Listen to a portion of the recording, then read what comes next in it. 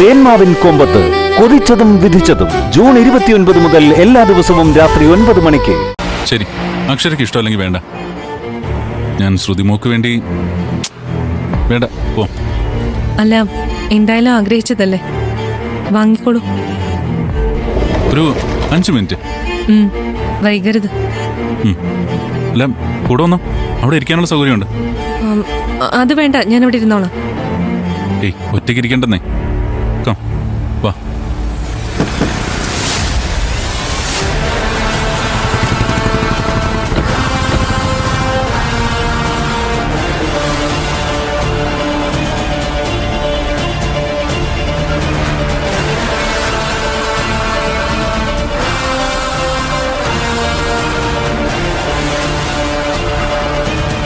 Doctor കൂടി ഉണ്ടായിരുന്നെങ്കിൽ നമുക്ക് ഇവിടെ ഇരുന്ന് ഭക്ഷണം കഴിക്കായിരുന്നു.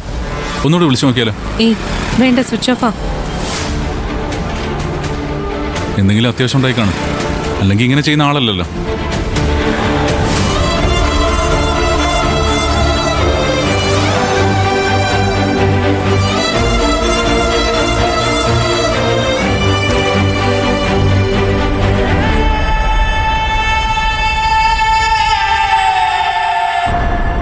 ഭക്ഷണം എടുത്തു വെക്കട്ടെ? വേണ്ട, അവള് വന്നിട്ട് മതി. അക്ഷര വരാൻ വൈകിയാലോ?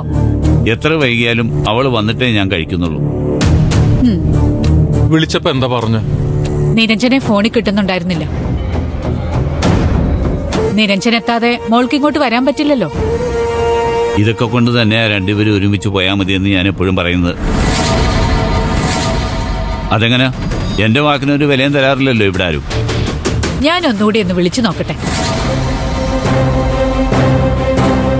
സാറേ, ഞാനൊരു കാര്യം ചെയ്താലോ? ചെന്നിട്ട് വിളിച്ചിട്ട് വന്നാലോ?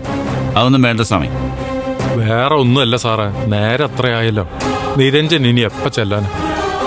നേരം വഴുകിയെന്ന് പറഞ്ഞ് ഇന്ന് അവിടെ തന്നെ കഴിയാനിട്ട് അവർ തീരുമാനിച്ച അതത്ര നല്ലതല്ല നമുക്ക്.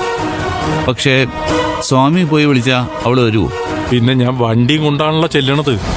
സാറിന്റെ വണ്ടി വരാതെ എങ്ങനെ? സ്വാമി പോയാല് എനിക്കൊരു ബുദ്ധിമുട്ടും ഇല്ല സാറേ. ഇവിടെ എങ്ങനെ ആദ്യം പിടിച്ചിരിക്കുന്നതിനേക്കാളും എത്ര നല്ലതാ പോയി കൂട്ടിക്കൊണ്ടുവരുന്നത്.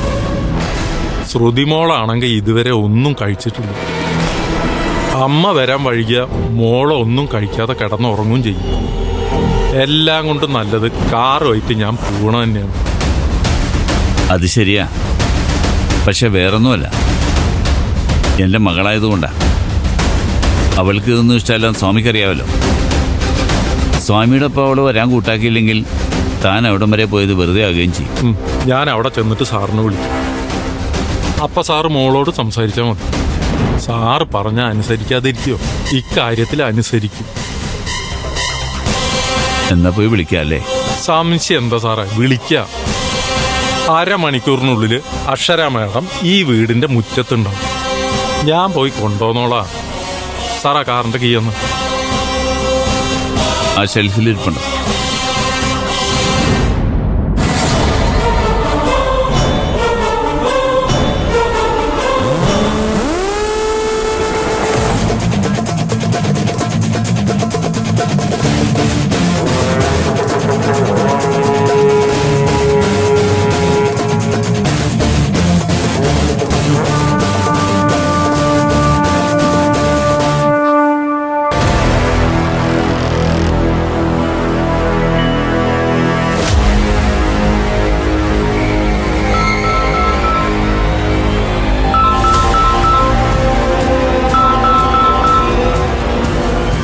സിദ്ധു, ഡോക്ടർ എവിടെയാ?